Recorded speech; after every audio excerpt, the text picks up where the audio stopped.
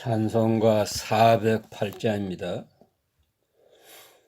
나 어느 곳에 있든지 늘 마음이 편하다. 주 예수 주신 편안함 늘 충만하도다. 나의 마음속이 늘 편안해. 나의 마음속이 늘 편안해.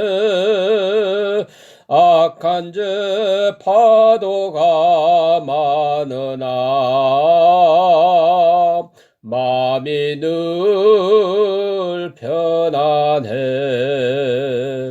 내 맘에 솟는 영생수 한없이 흐르니 목마름 다시 없으며 늘 편안하도다. 나의 마음속이 늘 편안해. 나의 마음속이 늘 편안해. 악한 죄 파도가 많으나 마음이 늘 편안해. 참되신 주의 사랑을 형언치 못하네. 그 사랑 내 맘 여시고 소망을 주셨네. 나의 마음속이 늘 편안해. 나의 마음속이 늘 편안해. 악한 죄 파도가 많으나 마음이 늘 편안해. 주 예수 온갖 고난을 왜 몸소 당했나. 주 함께 고난 받으면 멸류가 없겠네. 나의 마음속이 늘 편안해. 나의 마음속이 늘 편안해. 악한 죄 파도가 많으나 마음이 늘 편안해. 기도드리겠습니다. 은혜와 사랑이 한량없신 주 여호와 우리 아버지 하나님, 오늘도 은혜 주셔서 한밤을 편히 쉬게 하시고 다시 눈을 뜨면서 주님을 생각하게 하시고 주님 앞에 찬송하며 기도하며 말씀을 상고하며 하루를 시작하게 해주신 은혜를 진심으로 감사옵나이다. 하나님 아버지, 우리는 아무것도 모르고 살고 있습니다. 설사 안들 속수무책입니다. 아무 능력도 없고 아무 지식도 없고 믿음도 약한 저희들이지만은 항상 일깨워 주시고 공고해 주시고 강한 팔로 이끄시사 오늘이 있게 해 주심을 진심으로 감사옵나이다. 주께서 부르시기에 이렇게 주님 앞에 모였습니다. 하나님이여, 원컨대 우리의 마음 한 사람 한 사람에게 주여 거두어 주시고 만나 주시고 또 들어 주시고 혹은 상처난 심령을 싸매 주시옵소서. 근심에 눌린 백성들로 하여금 이제 참 소망을 바라볼 수 있게 하시고 또 인간의 생각으로서는 끝났다고 생각하는 절망된 순간에도 주님의 역사가 여기에도 있고 초월하신 능력이 나와 함께 하심을 생각할 수 있게 하시며 어떤 소외당한 형편이나 고독하고 절망스러운 시간에도 주님이 나와 함께 하시고 주님만은 확실하게 나를 사랑하고 계심을 믿는 그런 시간이 되게 하여 주시옵소서. 오늘도 하나님 말씀이 바로 전해지게 하시고 이 말씀을 듣는 이로 하여금 구원과 생명의 역사가 있게 하옵소서. 오늘 하루의 모든 삶을 주님께 의탁하옵고 예수님의 이름으로 간절히 감사하며 기도합나이다. 아멘. 오늘 이제 마지막 데살로니가 후서 3장 13절에서 18절까지 말씀을 봉독해 드립니다. 13절입니다. 형제들아 너희는 선을 행하다가 낙심하지 말라. 누가 이 편지에 한 우리 말을 순종하지 아니하거든 그 사람을 지목하여 사귀지 말고 그로 하여금 부끄럽게 하라. 그러나 원수와 같이 생각하지 말고 형제같이 권면하라. 평강의 주께서 친히 때마다 일마다 너희에게 평강을 주시고 주께서 너희 모든 사람과 함께 하시기를 원하노라. 나 바울은 친필로 문안하노니 이는 편지마다 표시로서 이렇게 써노라. 우리 주 예수 그리스도의 은혜가 너희 무리에게 있을지어다. 아멘.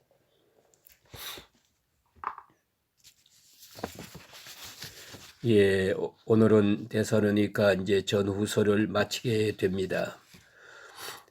데살로니가의 편지는 여러분 이것을 아셔야 됩니다. 바울이 쓴 모든 바울 서신 편지 중에 맨 처음에 쓴 것입니다. 이렇게 미루어 보면은 신약 성경 중에 맨 처음 기록된 것이 데살로니가 전서입니다. 복음서보다도 먼저 기록이 됩니다. 그리고 맨 마지막에 기록된 것이 요한계시록이 아니라 요한복음입니다. 그처럼 그 기록한 순서대로 편집된 것은 아닙니다. 이만큼 중요한 의미가 있습니다. 그래서 이 데살로니가서가 이 편지가 교회마다 이제 순회하면서 읽어지게 되고 또 이것이 읽혀지면서 복음의 역사, 생명의 역사가 불일 듯 일어나는 것을 보고 이 편지 문서가 주는 효과가 얼마나 큰 걸 알았습니다. 바울은 이제 그에 이어서 계속 편지를 쓰게 됩니다. 이것을 알고 결국은 마가가 마가복음을 기록하게 됩니다. 그리고 마태가 마태복음을 기록하게 됩니다. 이렇게 하면서 이 문서가 주는 효과, 그 선교적 효과가 얼마나 위대하다는 것을 특별히 계시적 효과가 있다는 걸 알고 이렇게 계속적으로 편지를 쓰면서 오늘 우리가 읽는 신약 성경이라고 하는 책을 얻게 된 것입니다. 생각하면 참으로 중요한 것입니다. 여기서 발동이 걸린 거예요. 그래서 데살로니가 전후서가 아주 짧습니다. 그러나 이 편지가 결국은 중요한 역할을 해서 시발점으로 해서 계속 편지가 쓰여지고 복음서가 쓰여지면서 오늘과 같은 성경을 우리가 손에 들고 이 성경을 통해서 예수 그리스도를 만나고 그 계시적 사건을 접하게 되고 구원의 역사를 보게 됐습니다. 이렇게 생각하고 보면 아주 놀라운 것이 아닐 수가 없습니다. 그래서 그런지 이 데살로니가서는 아주 짧습니다. 짧은 편지로부터 시작합니다. 처음 쓴 편지는 아주 간단하게 중요한 말씀들을 하고 있습니다. 특별히 예수 재림에 대한 문제, 이 재림 신앙이 주는 윤리적 교훈에 대해서 누누이 말씀을 했습니다. 그리고 나서 오늘 부록적인 말씀을 하게 됩니다. 마지막에 권면하는 말씀이 있습니다. 선을 행하다가 낙심하지 말라 하는 말씀으로 시작합니다. 이 중요한 요절입니다. 갈라디아서 6장 9절에도 보면 선을 행하되 낙심하지 말지니 피곤하지 아니하면 때가 이름에 거두리라 이래 말씀하셨어요.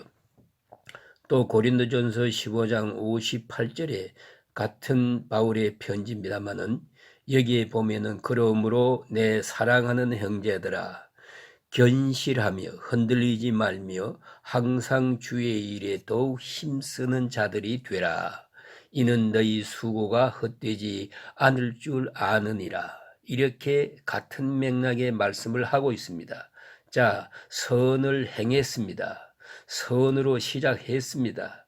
그런데 왜 중도에 낙심하느냐 하는 것이지요. 왜 중단하게 되느냐? 이런 일들을 우리가 많이 볼 수가 있어요.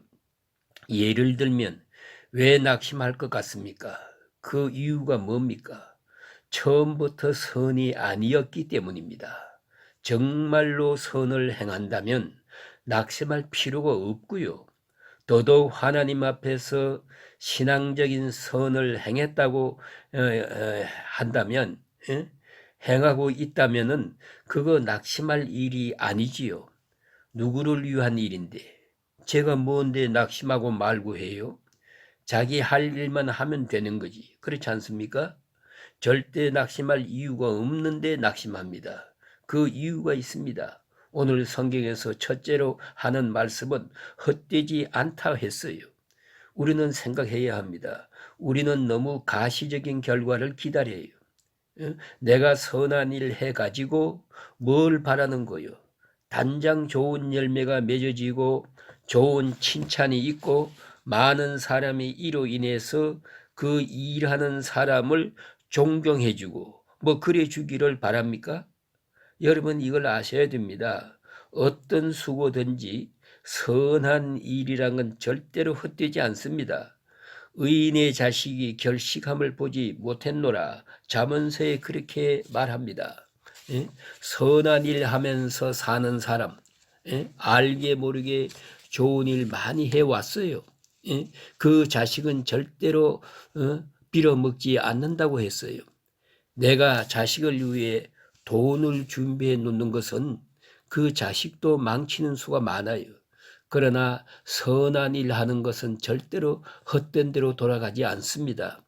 예수님도 친히 말씀하셨어요. 얼마나 답답하면 이렇게 비유해서 말씀하셨겠습니까? 냉수 한 그릇이라도 뭐 경제한 것도 아니에요. 냉수 한 그릇이라도 내 이름으로 선한 일을 했을 때 결단코 상을 잃지 아니하리라 그랬어요. 냉수 한 그릇이라도 문제는 그것이 선이냐 아니냐에 있고요. 정말 선한 목적을 위해서 했느냐 하는 데 있을 뿐이지 선한 일을 한 일은 다 하나님이 기억합니다. 낙심하지 마세요. 낙심할 필요가 없어요. 절대 헛된 일이 아니니까. 이건 하늘의 보화를 쌓아놓는 일입니다. 그래서 절대로 헛되지 않다는 걸 알아야지. 또 하나는 우리는 자꾸 결과에 의해서 평가하려고 그래요. 하나님의 일은 그렇지 않습니다. 결과는 하나님이 알아서 할 일이고 사실은 목적과 순수한 동기 그리고 방법에 있을 뿐입니다. 순수한 동기와 방법 이것까지가 우리가 할 일이고요. 결과는 하나님이 하시는 것입니다. 그건 우리가 알아서 할 일이 아니라 그렇기 때문에 선 중에 가장 큰 선이 뭐냐 하면 동기적인 선입니다. 도대체 동기가 뭡니까? 모티브가 뭐냐 이거예요. 선한 일 한번 물어보세요. 정말로 선한 일이냐고요. 하나님 앞에 정말 선한 일입니까? 정말로 저분을 위한 일이냐고 한번 물어보면 대답이 나올 거예요. 선한 일이 아니기 때문에 문제가 있는 것입니다. 원망과 불평으로 끝날 때가 많아요. 낙심하기도 하고 하나 더 결과보다 과정을 생각해야 돼요. 과정에서 선까지가 우리가 할 일이에요. 그걸 생각해야 합니다. 그래서 너무 우리는 단장 내 앞에서 좋은 결과가 맺어지기를 바라요. 기대하지 마세요. 그러나 분명한 것은 헛된 선행은 없습니다. 다 하나님이 아신 바 되고, 또 한 가지는 때가 이르면 거두리라 그랬어요. 이 때라고 하는 하나님이 선한 때가 있어요. 내가 오늘 선한 일 했다고 단장 결과가 오느냐? 아닙니다. 예? 마치 농사 이치와 같아요. 부지런히 씨를 뿌리고 거름을 주고 물을 주고 가꾸고 김을 메고 그것까지만 하는 거예요. 자라게 하시는 일은 하나님이시고 추수는 하나님이 또 다른 축복입니다. 예? 어떤 선행이든지 그 선행은 내가 할 부분만 다 하고 하나님이 주시는 기회를 기다려야 됩니다. 예? 자녀 교육도 그렇다고 생각합니다. 자녀 교육에 문제가 있는 게 뭐냐 하고 물으면 거기도 동기가 문제예요. 예? 정말 내가 자녀를 사랑하느냐, 정말 그의 장래를 위해서 생각하느냐 하고 물어보세요. 내 뜻대로 안 된다고 원망인데, 예? 그건 누구를 사랑하는 것입니까? 누굴 위해서 하는 일이었습니까? 정말로 선한 일이라면 그것도 역시 내가 할 일만 하고 기다려야 합니다. 너무 초조해할 것 아니에요. 예? 나는 그 성 어거스틴에 대해서 생각해 봅니다. 어거스틴이 방탕하고 있을 때 어머니가 그를 극진히 사랑했어요. 위에서 기도했습니다. 충고했습니다. 그러나 어거스틴은 말을 듣지 않았습니다. 마침내 그는 집을 나간다고 합니다. 그걸 말릴 수가 없었어요. 집을 나가서 저 로마로 세계로 돌아다닙니다. 거기서 방탕했습니다. 그러나 보세요. 13년 후에 회개하고 새 사람이 되어 가지고 어머니의 기도가 거기서 응답되어 가지고 돌아옵니다. 결국은 13년 후에 기도 응답이 된 거예요. 그래 우리는 단장 앞에서 선한 일이 그대로 이루어지기를 바랍니다. 극적으로 이루어지기를 바랍니다. 그렇지 않습니다. 그렇기 때문에 때가 이르면 거두리라. 이 얼마나 귀한 말씀인 줄 몰라요. 언젠가는 반드시 거둘 것입니다. 그런 거로 낙심하지 말라. 또 하나는 신앙적으로 해야 됩니다. 무슨 말인가 하니 낙심하지 말고 우선 하나님 앞에서 행하고 하나님께 모든 것을 맡겨야 됩니다. 그럼 왜 낙심하느냐 묻는다면은 불신앙이에요. 하나님을 믿지 않았기 때문이에요. 또 하나는 자기 중심적이었기 때문이에요. 그래서 조급한 마음이 있고 동시에 무엇인가 내게 돌아올 바를 기다리고 있었어요. 대가를 요구했어요. 그래서 선을 행하다가 사람마다 낙심을 해요. 이건 참 유감된 일입니다. 그래서 우리가 깊이 생각해야 됩니다. 이제 본문 성경은 14절과 연결하면 무슨 말인가 하니 누가 이 편지에 한 우리 말을 순종하지 아니하거든 하는 말이 나옵니다. 이렇게 연결하면 무슨 말인가 하니 충고에 대한 것이에요.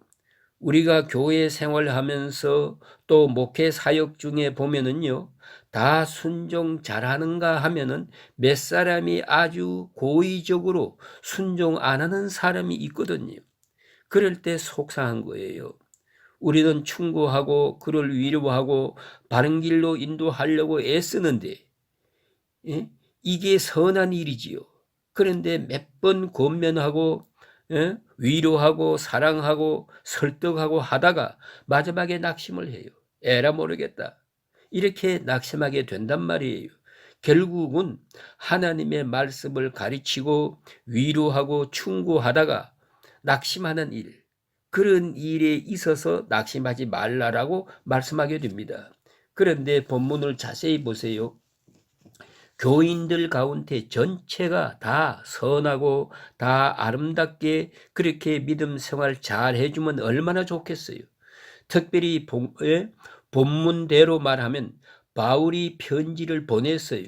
이 편지를 읽고 많은 사람들이 그대로 읽고 순종합니다. 얼마나 좋아요.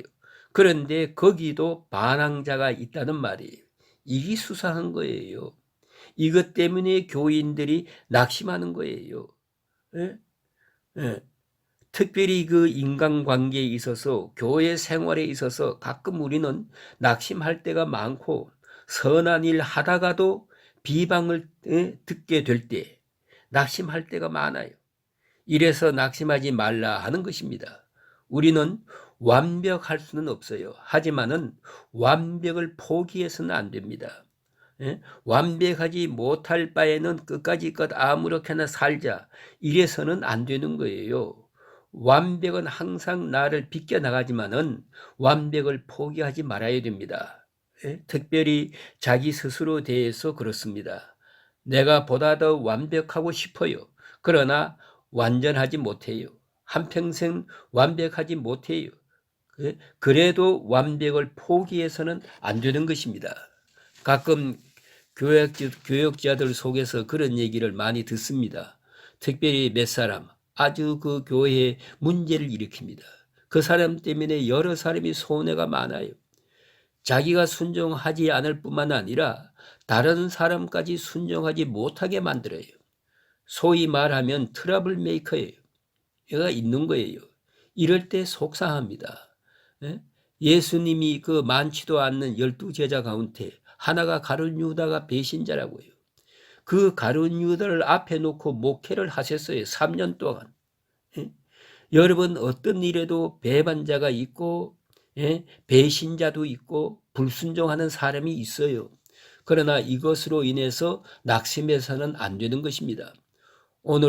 그래서 오늘 성경 말씀에 낙심하지 말라 그런 거예요. 그래서 목회자에게 충고하는 겁니다. 낙심하지 말라. 그러면 이 사람을 어떻게 할까요? 이런 문제에 대해서 구체적으로 말씀합니다. 그를 부끄럽게 만들어라. 이렇게 충고하고 있어요. 여기서 생각해야 합니다. 목회적 노력의 한계를 처음부터 인정해야 됩니다. 피곤해질 필요가 없다는 것이지요. 오늘 성경 말씀에는 이렇게 말해요. 순종하지 않는 자. 또 6절에 보면은 전통대로 전통을 행하지 않는 자. 내가 너희에게 가르쳐 준 말씀대로 하지 않는 자. 끝까지 하지 않아요. 이런 역행하는 사람이 있어요. 이게 어떻게 하면 좋겠어요? 여기 두 가지를 충고해요. 6절에 보면은 그들에게서 떠나라 그랬어요. 오늘 14절에서는 뭐라고 그랬어요? 사귀지 말고 부끄럽게 하라 그랬어요. 떠나라, 부끄럽게 하라. 그게 무슨 말입니까? 이건 격리하라는 것이지요. 사귀지 말라 이거예요. 왜요? 계속 교제하는 가운데 인간의 능력을 의지하게 되고요. 마침내 이건 불가능하다. 나는 능력이 없다. 나는 요거 하나도 바로 잡지 못한다 하고 스스로 낙심하게 됩니다. 그래서 우리가 잊지 말아야 합니다. 하나님의 일이라는 것은요. My part, his part가 있는 거예요. 내가 할 일이 있고 하나님이 할 일이 있어요. 내가 할 일만 하고 잊어버려야 돼요. 잊어버린 노력이 필요해요. 그런 결단이 필요합니다. 떠나라, 사귀지 말라, 부끄럽게 하라. 그거 잊지 마세요. 그리고 한두 번 권면하고 안 하는 것이 좋아요. 왜 그러냐 하면은 권면하는 이쪽이요. 동화되기 쉬워요. 전염이 되기가 쉬워요. 같이 불평하기가 쉬워요. 더 잘못되는 것은 그 권면을 받는 사람의 입장에서 자기 존재를 과대평가하게 돼요. 자기가 무슨 굉장한 사람인 줄 알아요.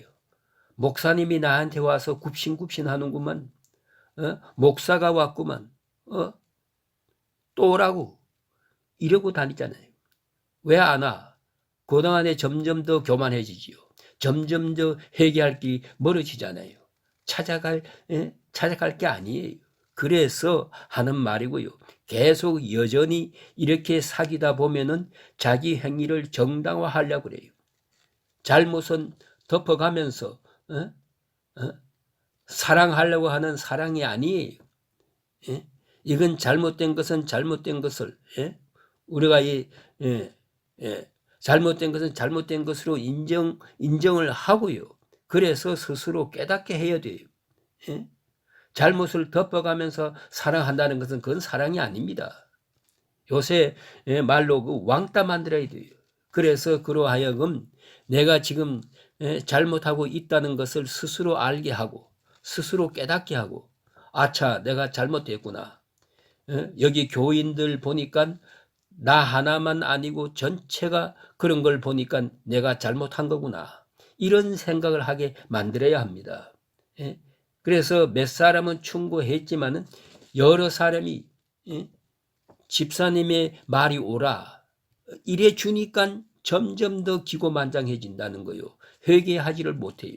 그래서 구체적으로 말씀하는 겁니다. 그래서 잘못을 스스로 인정하도록 해라 말씀하시고, 그러나 원수같이 대하지 말고 성경 말씀에 형제같이 권하라. 이 형제라는 걸 잊지 말아야 돼요. 형제같이 권하고 낙심하지 말고 기다리고 형제같이 권하라. 그러나 떠나라. 대단히 중요한 실제적인 교훈이 옳시다. 여러분 아이들도 그렇지 않습니까? 뭔가 좀 잘못했어요. 그 다음에 우리가 충고하지요. 그래서 충고하니까 제가 잘못해서 충고하지 잘 받아들이면 되는데 그러지 않고 속상해하고 삐어져요.